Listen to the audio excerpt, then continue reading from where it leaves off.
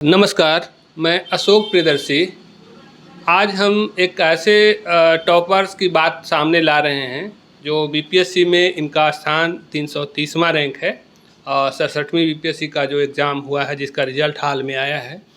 तो रैंक के हिसाब से देखेंगे तो 330वां बहुत हो जाता है, लेकिन इनका अगर संघर्ष, इनकी कहानी और इनके जज़्बात इस सब पहलू पर अगर गौर करेंगे तो यह कहानी कई लोगों के लिए प्रेरणादायी है।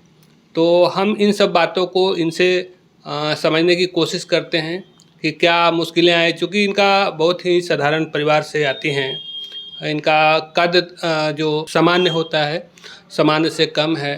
तो और बहुत सारी दिक्कतें थी सामाजिक रूप से, और सबसे बड़ी बात है कि जो समाज में बेटा और बेटी का जो मामला होता है, तो इसमें ये 4 बहनों में बड़ी बहन है, तो भाई नहीं हैं। तो ये सब कई दिक्कतें थी। तो इन सब चीज़ों को टैकल करते हुए जो सफलता पाई है, तो अपने आप में काफ़ी ख़ास है। तो आपका स्वागत है। आप पहले अपना परिचय बता दीजिए। बहुत बहुत धन्यवाद आपका। मेरा नाम श्वेता कौर है और 67th बीपीएससी में मेरी 330 रैंक है, जिसके तहत मुझे डिस्ट्रिक्ट ऑडिट ऑफिसर की पोस्ट प्राप्त हुई है। थोड़ा बताएं कि ये सफलता आपके लिए कितना मायने रखता है? मैं देखिए, अगर हम सामाजिक मानदंडों की बात करें तो मैं शारीरिक रूप से समाज के बाकी लोगों से थोड़ी अलग हूँ। थोड़ी क्या, काफ़ी अलग हूँ। मेरी हाइट 4 फीट है एंड मैं एक लोअर मिडिल क्लास फैमिली से बिलोंग करती हूँ। मेरे घर में मेरे मम्मी पापा और 4 बहनें हैं, जिनमें मैं सबसे बड़ी हूँ। तो ऐसी स्थिति में और चूँकि आर्थिक जिम्मेदारियों का सारा बोझ पिताजी पर है, तो ऐसे स्थिति में एक कॉम्पिटिटिव एग्ज़ाम विशेषकर सिविल की तैयारी करने का डिसीजन लेना ही अपने आप में सबसे ज़्यादा चुनौतीपूर्ण है। और फिर उस जर्नी को कंटिन्यू रखना, जैसा कि हम सभी जानते हैं कि बीच में कोरोना का फेज आया, सभी लोगों की फाइनेंशियल कंडीशन और वर्स ही हुई और बुरी हुई। ऐसी स्थिति में भी अपनी हिम्मत को बनाए रखना मेंटली रूप से, साइकोलॉजिकली रूप से बहुत कठिन था। फिर भी मम्मी पापा का सहयोग, बहनों का सहयोग, गुरुदेव के कह सकते हैं आशीर्वाद की वजह से मैंने इस जर्नी को कंटिन्यू रखा और ये फाइनली मैं 67th बीपीएससी में अपनी मेरिट बनाने में सफल हुई और ये मेरी जर्नी का एक सुखांत पड़ाव है। ये जर्नी आपके लिए कितना महत्वपूर्ण है? ये जर्नी मेरे लिए बहुत महत्वपूर्ण है। ये एक तरह से कह सकते हैं, ये मेरे अस्तित्व का प्रश्न था। बचपन से जब आप दूसरों से अलग होते हैं तो कई बार लोग जाने अनजाने आपको कमतर रखने की कोशिश करते हैं, आपके अस्तित्व पर प्रश्न चिन्ह उठाने लगते हैं कि तुम दूसरों से अलग हो, तुम कमतर हो, तुम किसी काम की नहीं, तुम्हारी कोई वैल्यू नहीं। तो बचपन से मैं जब ये बड़ी हो रही थी तो ये थोड़ा अजीब लग रहा था कि लोग मुझे थोड़ा डिफरेंट ट्रीट करते हैं, उनकी नज़रें कुछ और कहती है। तो ऐसे में था कि मुझे खुद को प्रूफ करना था। ये बहुत छोटी की मैं बात बता रही हूँ, जब एक बच्चा चीज़ों को समझना शुरू करता है तब से। तो मेरे अंदर ये थी कि मुझे खुद को साबित करना था और दूसरी सबसे महत्वपूर्ण बात थी कि मुझे अपने पैरों पे खड़ा होना था। ये मुझे बहुत पहले ही ये रियलाइजेशन हो गया कि नहीं, मुझे अपने पैरों पे खड़ा होना है। तो फिर धीरे धीरे जर्नी कंटिन्यू रही एंड 9th-10th में मैं कुछ सिविल अधिकारियों के संपर्क में आई अपने स्कूली शिक्षा के दौरान। तो उस दौरान उन्हें जेन्युइनली एक अधिकारी, प्रशासनिक अधिकारी होने के तौर पे जो रिस्पेक्ट मिलती थी, उस चीज़ ने मुझे काफ़ी आकर्षित किया कि नहीं, ये आप खुद के अस्तित्व, खुद की पहचान को सुनिश्चित करने का एक सही माध्यम है। क्योंकि होता है क्या कि मैं एक अत्यंत लोअर मिडिल क्लास फैमिली से हूँ। मेरे पास बहुत ज़्यादा रिसोर्सेस नहीं है, बड़ी बड़ी कोचिंग के पैसे नहीं थे। तो ऐसी स्थिति में था कि मुझे जो भी करना था अपने दम पर करना था। मैं इंजीनियरिंग नहीं कर सकती थी, मैं डॉक्टर नहीं, एमबीबीएस नहीं कर सकती थी। तो मुझे कंपटीशन ही इकलौता माध्यम था जिसके द्वारा मैं अपने सपने को पूरा कर सकती हूँ। तो 9th-10th के बाद फिर मैं ग्रेजुएशन में गई। ग्रेजुएशन में मैंने बीएचयू का एंट्रेंस निकाल लिया एंड उसके बाद मैं बीएचयू गई। तो वहाँ पर फिर मैंने धीरे धीरे अपनी पढ़ाई के दौरान बीपीएससी को, यूपीएससी को समझना शुरू किया। तो बीपीएससी मुझे फ़िलहाल ज़्यादा बेहतर लगा क्योंकि ये था कि ये बिहार से मुझे जोड़े रखता। और दूसरी चीज़ ये भी थी कि मैं स्टेप बाय स्टेप आगे बढ़ने के लिए था कि जितने उपलब्ध रिसोर्सेस उस आधार पे मैं क्या बेटर कर सकती हूँ, क्या बेस्ट कर सकती हूँ। उस आधार पे फिर मैंने डिसीजन लिया कि नहीं, मैं फ़िलहाल बीपीएससी की तैयारी करूँगी और उसी में अच्छे से लगूँगी। उम्र आपकी कितनी है अभी? अभी मेरी उम्र 25-26। 25-26। जी। तो आपको ये कब एहसास होने लगा कि हमारा जो सामान्य से हमारी जो हाइट है वो कम है, या फिर लोगों ने एहसास कराया या खुद एहसास हुआ? इसको थोड़ा बताएं। नहीं, मेरी हाइट शुरू से कम है, तो इस चीज़ का मैं जब से होश संभाली हूँ, स्टार्टिंग में मम्मी-पापा हालाँकि अलर्ट थे, तो बचपन से मैंने हाइट की काफ़ी दवाइयाँ खाई हैं। अच्छा। तो जब से मुझे एहसास हुआ उससे पहले से मैं दवाइयाँ खा रही हूँ अच्छा। हाइट को लेकर। मेरा वो जो कहते हैं ना कि हाइट बढ़ने की जो एज होती है, उस एज तक मैं दवाइयों के प्रेशर में गुज़री हूँ। तरह-तरह की दवाइयाँ, तरह-तरह के डॉक्टर से कंसल्टेशन, हार्ड इंजेक्शन, तो वो अच्छा। सब एक ट्रॉमा था। अच्छा। तो मुझे रियलाइज़ बाद में हुआ, मेरे बॉडी ने दवाओं के रियलाइज़ेशन को पहले महसूस किया। अच्छा, तो ये कितना दिन पहले की बात होगी? माने किस उम्र में, हम अगर जानना चाहें, तो किस उम्र तक ये आप दवाइयाँ का सेवन करते रहे, या फिर जब तक मैं यहाँ क्या? रही। हाँ, मैं सोचे कि इससे हम उबर सकते हैं। हाँ, नहीं, जब तक मैं 12th तक दी तो 12th तक मैंने कम बेसी दवाइयाँ खाई ही हैं। अच्छा, अच्छा। 12th के बाद मैं बीएचयू बीएचयू में चली गई ग्रेजुएशन करने के लिए वाराणसी। तो फिर मैंने पूरी तरह से छोड़ दिया कि अब घर पर मम्मी-पापा की ट्रीटमेंट अलग होती है कि वो पैम्पर करते हैं, वो आपकी केयर करते हैं। फिर वहाँ पढ़ाई में इतना ज़्यादा रम गई कि कुछ और सोचने का वक़्त ही नहीं फिर था। उस साइड को आपने छोड़ दिया। हाँ, वो छोड़ दिया। नहीं, वो साइड मैंने सोचना ही छोड़ दिया था, लेकिन हाँ, एक कोशिश हो रही थी, पर हाँ, पूरी उस समय छोड़ ही दिया। अच्छा। जी। समाज आपको कब एहसास कराना शुरू कर दिया कि आप का हाइट कम है, आप दूसरे से अलग हैं, या आपको एक तरह से वो होता है ना, कम हाइट वाले को लोग दूसरी नज़र से देखते हैं। जी, जी, जी। वो हो सकता है बोलते नहीं हो, लेकिन एक नज़रिया होता है। जी, तो बिल्कुल। उसको आपको कब थोड़ा फीलिंग आया आपके मन में? फीलिंग मैं कह सकती हूँ कि शुरू से था, मतलब जेनुइनली जब आप कहीं जाते हैं तो होता है, तुम किस क्लास में पढ़ती हो? तो मैं इस क्लास में पढ़ती हूँ। अच्छा, तुम लगती नहीं हो कि तुम इस क्लास में पढ़ती हो। तो ये तो शुरू से हो था, वो पता ही नहीं चला कब शुरू हुआ। अच्छा, माने ये आपको मेरी समझ के आने से पहले आई थिंक ये शुरू हो चुका था। अच्छा, अच्छा। वो तो उपहास भी लोग उड़ाते थे, शादी विवाह को लेकर के, या जो भी। हाँ, क्योंकि ये लड़कियों में तो ज़्यादा दिक्कत है। हम अगर लड़कों में होता है तो इतना बात लोग नहीं रखते हैं, लेकिन जी, जी। लड़कियों को लेकर के भले मदद ना करें, लेकिन उनको ज़्यादा चिंता दिखाते हैं। बिल्कुल, तो बिल्कुल। वो आपको कैसा ये फीलिंग दिया? बेवजह की चिंताएँ थोड़ी ज़्यादा होती हैं। तो ये था कि हमारे आस-पास में अभी जो सोसाइटी है, मेरे आस-पास का माहौल ऐसा है कि 20-21 होते-होते लड़कियों की शादी कर दी जाती है। जी। एंड मैंने जब ये डिसीजन लिया कि नहीं, ग्रेजुएशन के बाद मुझे सिविल की तैयारी करनी है, तो ये डिसीजन लेना और मम्मी-पापा को कन्विंस करना थोड़ा-सा चैलेंजिंग था, क्योंकि ये था कि ग्रेजुएशन तो तुमने कर लिया है, तो तुम तब तक मेरा 18 हो चुका था, तो ये था कि 1-2 साल से ज़्यादा तैयारी के लिए मौका और नहीं मिलेगा। और दूसरी चिंता ये भी थी कि सिविल सर्विस के एग्ज़ाम काफ़ी अनप्रेडिक्टेबल होते हैं। आप भले ही पढ़ने में कितने तेज़ हो, लेकिन जब तक आपका पीडीएफ में नाम नहीं आएगा, आप ये श्योरिटी के साथ नहीं कह सकते कि आपका सिलेक्शन हो ही जाएगा। तो ऐसी स्थिति में हमारी जर्नी कितनी आगे चलेगी, कुछ कहा नहीं जा सकता। वो भी तब जब मेरे पास रिसोर्सेस काफ़ी सीमित थे। मैंने 2 अटेम्प्ट सेल्फ स्टडी के आधार पे दिया था। अच्छा। एंड खुद से ही स्टडी कर रही थी, तो इसके लिए था, लेकिन फिर थी कि करना है तो करना है। अच्छा, तो मैंने उस उपहास को आप नज़रअंदाज करना शुरू कर दिए और अपने लक्ष्य की ओर आगे बढ़ना शुरू कर दिया। मैंने कहा ना, इसे मैंने अपने अस्तित्व, इस चुनौती को मैंने पॉजिटिवली लिया कि लोग अगर मुझे कमतर आँक रहे हैं तो ऐसा नहीं है कि मुझे डिप्रेस हो जाना है। इसमें सबसे बड़ा रोल मेरे मम्मी-पापा का था कि उन्होंने मुझे बचपन से ये रियलाइज़ नहीं, दुनिया क्या कह रही है, उन्हें इस चीज़ की कभी परवाह नहीं रही। उन्होंने हमेशा ये मुझे रियलाइज़ करवाया कि नहीं, दुनिया क्या बोलती है जाने दो, तुम अपना देखो, तुम सही हो, तुम अच्छी हो, तुम्हारे अंदर तुम्हारा व्यवहार, तुम्हारे शिक्षा, संस्कार और परवरिश को डिनोट करते हैं, तो वो तुम्हारा सही होना चाहिए। तुम्हारे हाथ में वो है, तुम उसे सुधारो, तुम अपनी शिक्षा पे ध्यान दो, तुम अपने पैरों पे खड़ी हो। तो उन्होंने ये किया, तो उस चीज़ को, उस उपहास को मैंने चैलेंज के तौर पे लिया। उसको, उस उपहास के तौर पे मैं डिमोटिवेट होने के बजाय मैंने उसे पॉजिटिवली लिया कि नहीं, मुझे खुद को प्रूफ करना है, मुझे कुछ करके दिखाना है।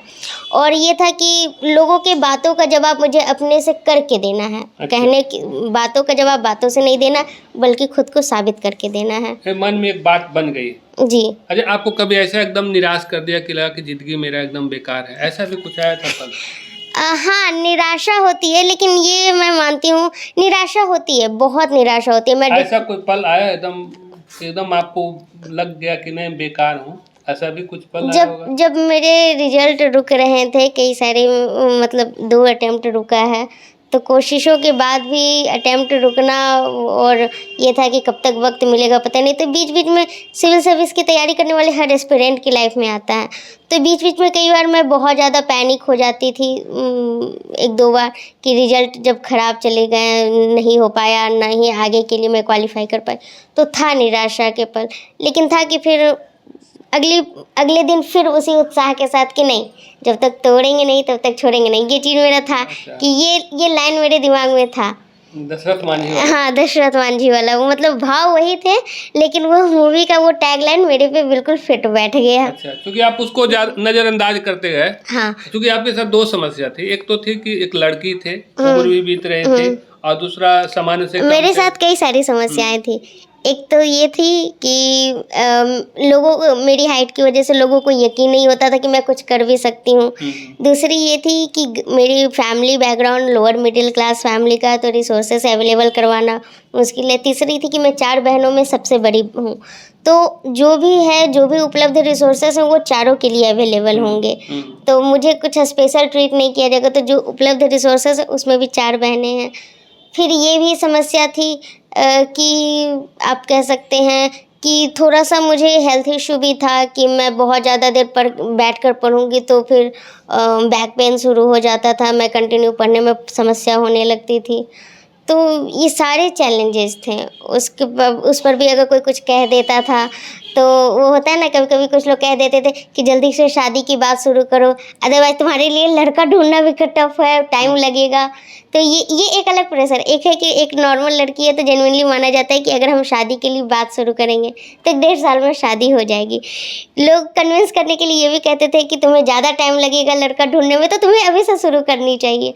तो ये डबल प्रेशर था। ऐसा क्यों कहते थे? क्योंकि आपका शादी क्या समान कद के लड़के से नहीं होता? नहीं हो सकती है, लेकिन बात ये है कि शादी तभी होगी जब दोनों की तरफ से म्यूचुअल अंडरस्टैंडिंग होगी और म्यूचुअल एक्सेप्टेंस होगी। ऐसे ही किसी के साथ भी तो शादी नहीं कर सकते हैं। तो मम्मी पापा के लिए ये भी इंश्योर करना ज़रूरी है कि अगर शादी की बात होती भी है, जो सबकी होती है, आज नहीं तो कल मेरी भी होगी, तो ये मैं भी चाहूँगी कि ऐसे के साथ शादी हो जो मुझे मेरे रूप के साथ एक्सेप्ट करे। तो उसके लिए सही लड़का ढूंढना, सही पार्टनर का चुनाव करना भी तो, अच्छी चीज़ों के चुनाव में वक्त तो लगता है ना। तो अब तो लगता है कि ये काम आसान हो गया है थोड़ा? हाँ, कह सकते हैं। मुझे ऐसा लगता है कि मैंने खुद को साबित किया है कि अगर मैं पढ़ाई में अच्छी हूँ, तो मैं अपनी जिम्मेदारियों का भी, अगर मैं एक ज़िले के अधिकारी के तौर पर ज़िले की जिम्मेदारियों का निर्वहन कर सकती हूँ, तो मैं अपने परिवार की जिम्मेदारियों का भी निर्वहन कर सकती हूँ। एटलीस्ट मैंने ये तो साबित किया है। जी। जी। तो थोड़ा अपना पढ़ाई के बारे में, थोड़ा बेसिक पढ़ाई से लेकर के आपका जो सफ़र रहा उसके बारे में थोड़ा बताएं लोगों को कि कैसे आपका सफ़र रहा? मेरे बचपन की पढ़ाई सरस्वती विद्या मंदिर में हुई है। किस क्लास तक? क्लास 8 तक हुई थी। ये घर के पास ही था, तो मुझे ज़्यादा दूर नहीं जाना पड़ता था। फिर उसके बाद 9th 10th 11th 12th मैंने नवादा के सरकारी स्कूल प्रोजेक्ट कन्या इंटर विद्यालय से किया है। फिर मैंने अपनी एक कजिन सिस्टर के साथ BHU का एंट्रेंस फॉर्म भर दिया था, एंड वो मैं क्वालिफाई कर गई। अच्छा। तो क्वालिफाई कर गई तो फिर पापा ने ये कहा कि इस लड़की ने मेरिट के बल पे अपना एंट्रेंस क्वालिफाई किया है, तो फिर जो भी उपलब्ध संसाधन है मैं अपनी तरफ से पूरी कोशिश करूँगा, तुम जाओ। मैं ऐसे तो कुछ नहीं कर सकता, लेकिन अगर तुमने खुद को साबित किया है तो तुम फिर जाओ। तो उन्होंने मुझे जाने की सहर्ष आज्ञा दे दी, एंड वो ये कहा कि मैं अपनी तरफ से जो भी संभव हो मैं सपोर्ट करूँगा। तो मैं BHU चली गई। उसके बाद फिर 2018 में मेरा ग्रेजुएशन हुआ। उसके बाद फिर मैंने डिसाइड किया कि मैं तैयारी करूँगी, तो फिर मैं तैयारी में लग गई। अच्छा, वहीं तैयारी का आपने लक्ष्य? नहीं, 2018 ग्रेजुएशन के बाद मैं कुछ वक्त के लिए वापस घर भी आ गई थी। अच्छा, हम्म। तो उसके बाद फिर तैयारी कब से शुरू की आप? 18 के बाद से ही कर हाँ सकते हैं? 18 के बाद से ही अच्छा, क्योंकि चूँकि बीएचयू में क्लासेस पूरी अच्छे तरीके से होती है और सुबह से शाम तक क्लासेस होती हैं, तो मेरा मेनली फोकस उस समय ग्रेजुएशन के सब सिलेबस को कवर करना और उसे अच्छे से क्वालिफाई पास करना था। तो बीएचयू के बाद सीधा आप गांव माने घर चले आए और इसके बाद फिर इसके बाद फिर क्या मैं सफर रहा? तैयारी शुरू की, तो उस समय बीपीएससी थोड़ी लेट लतीफ़ चल रही थी।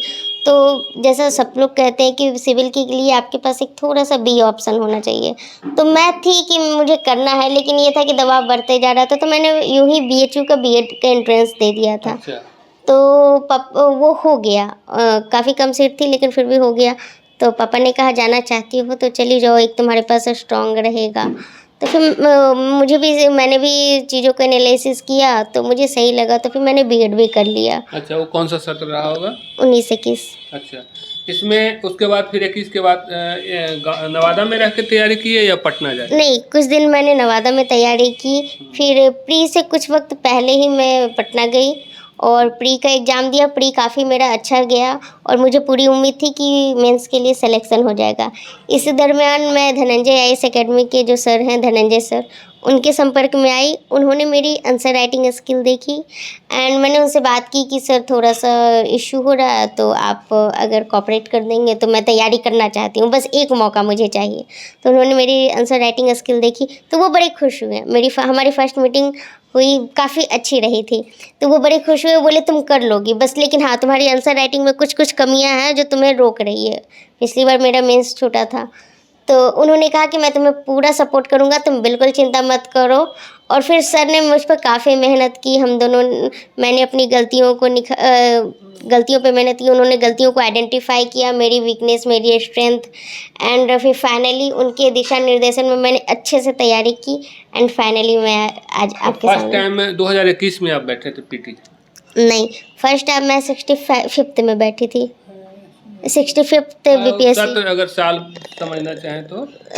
साल मुझे ध्यान में अच्छा नहीं, ठीक सॉरी है, नहीं। मैंने ग्रेजुएशन के बाद बैठे? हाँ, ग्रेजुएशन वो के क्या बाद। सेल्फ स्टडी के बाद? हाँ, फर्स्ट एंड सेकंड अटेम्प्ट दोनों मेरे सेल्फ स्टडी थे। वो क्या मैंने बीएचयू से गांव आने के नवादा आने के बाद? हाँ, हाँ। अच्छा, उसके बाद जब आपने बीएड कर लिया, इसको अगर सीधा तौर पे समझा जाए, तो जी। उसके बाद चूंकि आप में था हाँ, कि बीएड हो गया था, तो उसके बाद फिर मैं पूरी तरह से इसमें लगे कि चलो ठीक है, ज़्यादा से ज़्यादा बुरी कंडीशन में वो कहते हैं ना, एक hope for the best and ready for the worst. अगर वर्स्ट के लिए आप रेडी हो जाएंगे तो फिर आपका मनोबल बहुत हाई होगा कि इससे ज़्यादा इससे बुरा बुरा हो क्या ही हो क्या सकता है। हाँ, तो बिल्कुल। आपके पास स्ट्रांग मनोबल रहेगा ना, तो आप बहुत अच्छा परफॉर्म करेंगे। तो मेरे पास ये था कि ज़्यादा से ज़्यादा कुछ नहीं भी हुआ ज़िंदगी में, तो मैं एक स्कूल में टीचर की नौकरी करके तो अपने पैरों हाँ, पर एक खड़ी बेस हो आपका सकती। मजबूत जी, हो जी। गया था तो और उसके बाद हाँ, आप कॉन्फिडेंस में आ गए। बिल्कुल फुल कॉन्फिडेंस में आ गई थी। तो मैं फिर पूरी तरह से ज़ोर शोर से एकदम बीपीएससी पे फोकस्ड हो गई कि अब करना है तो यही करना है। मैंने और जैसे होते हैं कि अदर स्कूल के गवर्नमेंट स्कूल के टीचर के फॉर्म निकलते, तो फिलहाल मैंने कुछ नहीं भरा था। अच्छा, कुछ नहीं भरा? नहीं, मैं फुल्ली बीपीएससी पे हो गई कि नहीं करना तो मुझे बीपीएससी, वो था वर्स्ट के तो जो लिए। 67वीं बीपीएससी निकला, यानी जी। आपने 65 से शुरू किया, 65-66 घर से दिए और जो 67वीं निकला तो जी। उसका पीटी, मेंस और इंटरव्यू तीनों लगातार निकाल दिया आपने। हाँ जी। ये कितना वक्त लगा? इसका शायद 2021 में नोटिफिकेशन आया था एंड उसके बाद मैंने 1-1.5 साल का वक्त लगा होगा, है ना? हाँ, हाँ, 1-1.5 क्योंकि साल अब का तो वक्त 23 चल लगा। रहा है तो 23 का बिल्कुल। रिजल्ट हुआ, जी, परीक्षा जी। हुआ। मैं 1.5 से 2 साल का वक्त हाँ, कह 1 से 1.5 साल। है ना? हाँ। तो उसमें कोचिंग आपने कितना दिन का लिया? प्री मैंने खुद से तैयारी की थी। अच्छा। हाँ, प्री के लिए थोड़े बहुत इधर-उधर से हेल्प ली थी, पर मेनली फोकस था कि ग्रेजुएशन में मैंने जो पढ़ा था उसी चीज़ को और थोड़े अदर रिसोर्सेज के साथ मैंने अच्छे से प्री के लिए खुद से तैयारी की थी एंड मेंस के लिए मैंने पूरी तरह से धनंजय सर के गाइडेंस में तैयारी की थी फुल्ली। उनके क्लासेस किए थे, मेंस के क्लासेस किए थे। इवन धनंजय सर ने मेरी इतनी हेल्प की थी कि उनकी एक बुक जीएस मेंस राइटिंग पर पब्लिश होने वाली है, जीएस पार्ट 2 के लिए। वो बुक उस समय अनपब्लिश थी, बट उन्होंने मुझे उसके कंटेंट प्रोवाइड करवा दिए थे। अच्छा। वो बुक मार्केट में नहीं आई थी, वो बुक प्रिंटिंग में नहीं गई थी, पर उन्होंने मुझे उनका स्नेह आप पे बहुत था। बहुत उन्होंने पीडीएफ फॉर्म में, उनके पास चूँकि उन्होंने बुक लिखी थी तो वो पीडीएफ फॉर्म में कंटेंट था, तो वो उन्होंने मुझे प्रोवाइड करवा दिया कि नहीं, ये तुम इसकी हेल्प ले लो, और वो बुक वाकई बहुत अच्छी रही। अच्छा वो मेरे लिए बहुत काम की। अच्छा, पीटी और मेंस के बाद इंटरव्यू हुआ, तो हाँ। इंटरव्यू आपको कैसा लगा? इंटरव्यू अच्छा था, क्योंकि वो थोड़ी नर्वसनेस थी।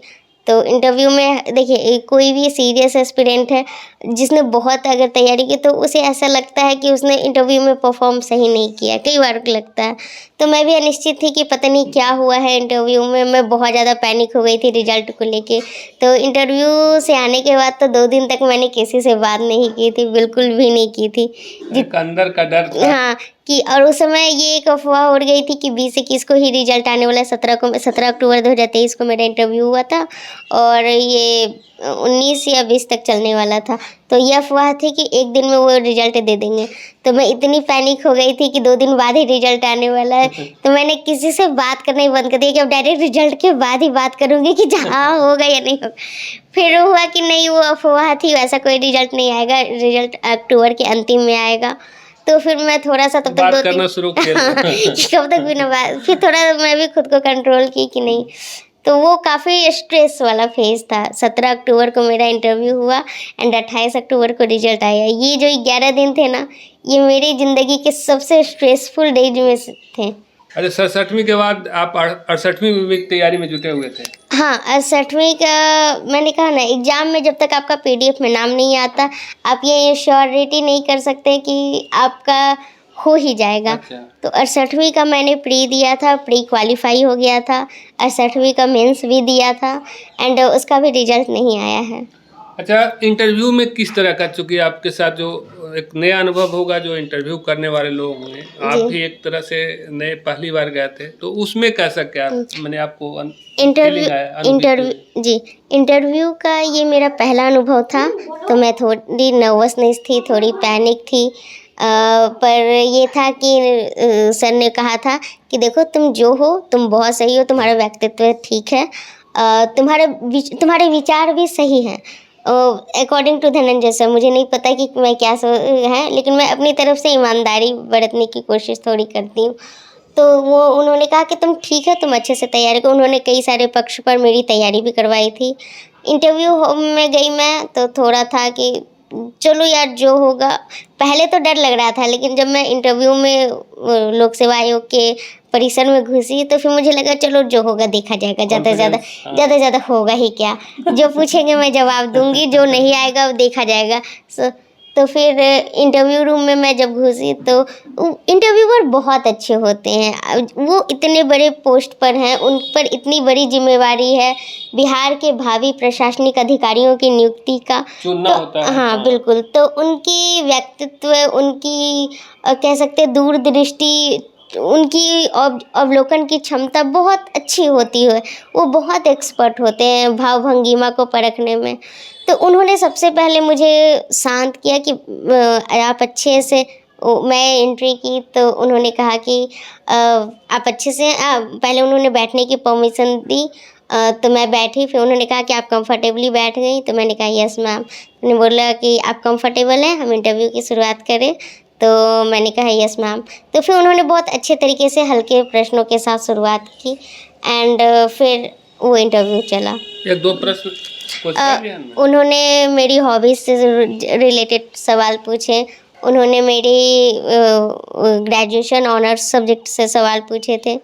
हॉबी से रिलेटेड सवाल थे। तो मुझे मेरी किताबें पढ़ना रुचि है, फिक्शनल किताबें, तो मैंने वो जवाब दिया था। फिर उससे रिलेटेड और सवाल पूछे वहाँ गए पे थे। आपको नहीं लगा कि कॉन्फिडेंस है कि हमारा इंटरव्यू सही गया?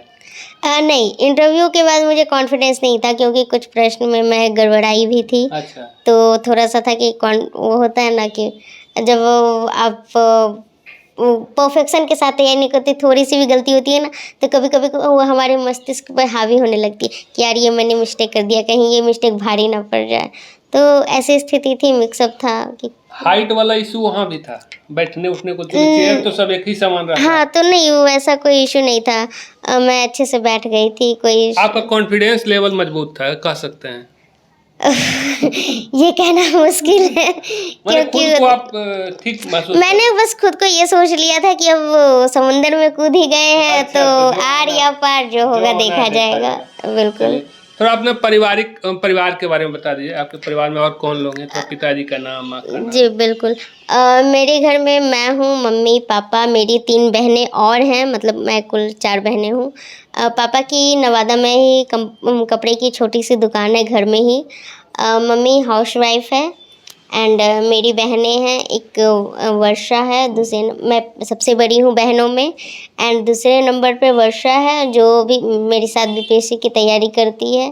तीसरे नंबर पे सुरभि है, उसे फैशन का शौक़ है, वो थोड़ा फैशन के क्षेत्र में है, पढ़ाई कर रही है। चौथे नंबर पे वंदना है जो अभी स्कूलिंग कर रही है। सब पढ़ाई में ही जुटी हुई है। जी जी जी, सब अपने अपने इंटरेस्ट एरिया में है ना।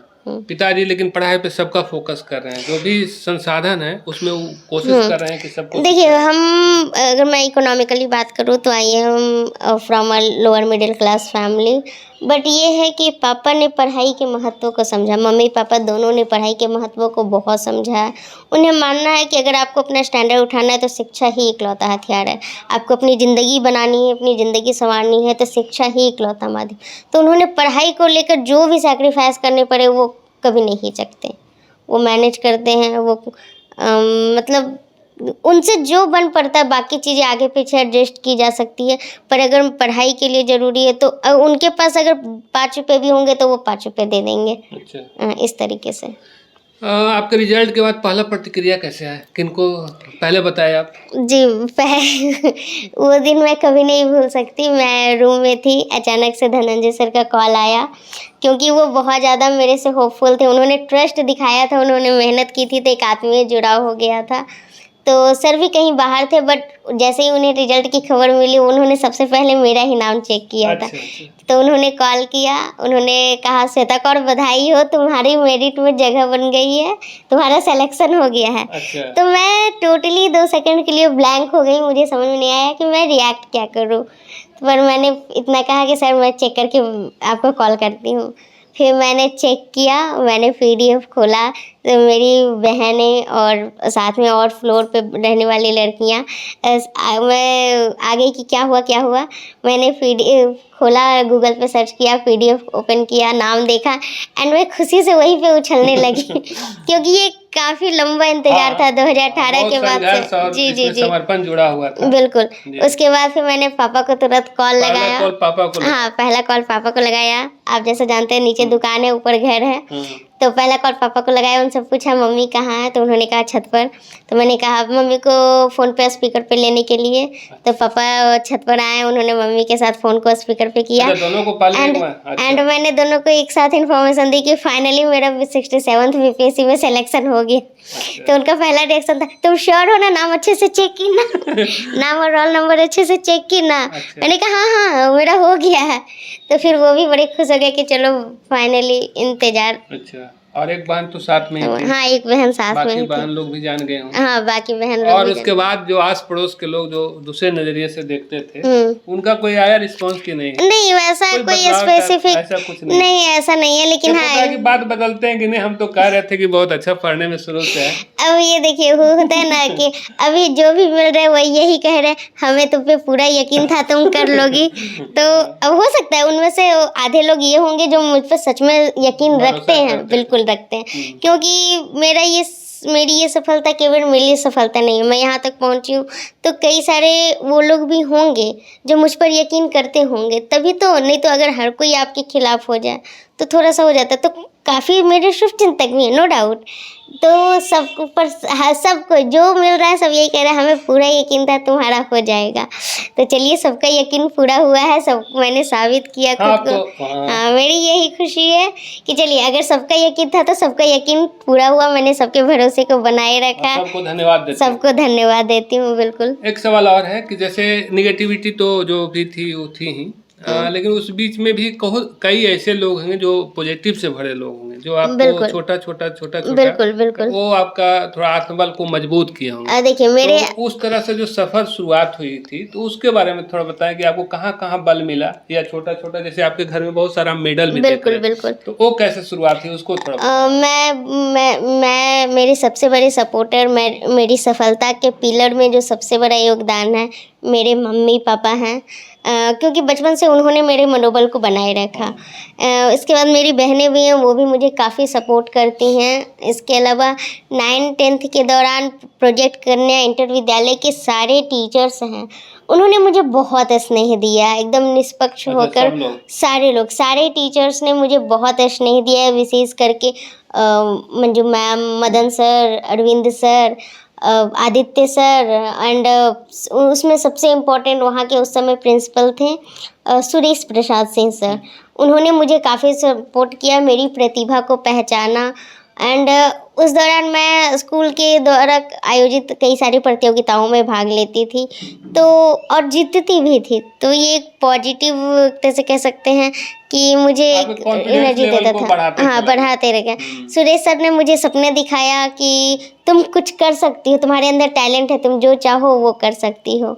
फिर मैं आगे बढ़ी तो एंड ग्रेजुएशन किया। फिर धनंजय सर ने मेरे हिम्मत को बनाए रखा कि नहीं तुम तो कर लोगी। मैंने कहा सर बस एक मौका। बोले हाँ, एक मौका काफ़ी है तुम्हारे लिए। और एक मौका में आपने कर ही दिया। हाँ, बस आशीर्वाद है सबका। तो मेरे पिलर के रूप में मेरे मम्मी पापा, मेरी बहनें, Suresh sir and Dhananjay sir, Dhananjay sir का तो अनमोल रहा है। बिल्कुल बिल्कुल सबका, इन सब के बिना मैं बन एक ही तरह नहीं के आपके पाती। लिए सारथी बन गए वहाँ। बिल्कुल है ना, बिल्कुल इसको कह बिल्कुल। सकते हैं, क्योंकि आपका जब इतना नोटिस कर रहे थे, सब चीज़ों का ख्याल जी रख रहे जी थे। जी जी।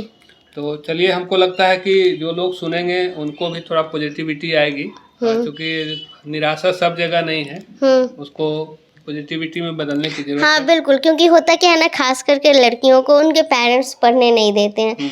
तो अगर मुझे ऐसा लगता है कि मेरी कहानी सुनकर अगर एक भी माता पिता के अंदर ये जागरूकता है कि नहीं, अगर ये लड़की कर सकती है तो मेरी बेटी क्यों नहीं, और वो अपनी बेटी को मौका दे और उनकी बेटी अपने आप को साबित कर पाए, तो ये मेरे लिए बहुत बड़ी बात होगी। मेरा इतना बड़ा, इतने संघर्ष का वो सबसे सुखद परिणाम रहेगा। एक सवाल और कर रहे हैं, क्योंकि आपका खबर जो छपी थी तो उसको हम अपने पेज पे लगाए थे, तो उसका कहना था लोगों का कि क्या मतलब ये हाइट सफलता पा जाने से जवाब दे दी। अब इसको आप कैसे परिभाषित करिएगा। देखिए, जब लोगों को ये लगे कि आप कुछ नहीं कर सकते हैं, वहाँ पर फिर लोगों की ये सोच बदल कर ये हो जाए कि अरे ये तो बहुत कुछ कर सकती है, तो आई थिंक जवाब देना इसे ही कहते हैं। हाँ, बिल्कुल जी। अरे, और बहनें भी आपके हाइट की हैं कोई? नहीं, वर्षा है वो हाँ, मतलब आप लोगों की तरह बहुत लंबी नहीं है, लेकिन मेरे से लंबी है। अच्छा। हाँ, और बाकी सब नॉर्मल हाइट है। चलिए, आपसे बात करके बहुत अच्छा लगा, और थैंक यू। हमारी फिर से आपको बहुत बहुत बधाई और शुभकामनाएं। धन्यवाद, आपका बहुत बहुत धन्यवाद।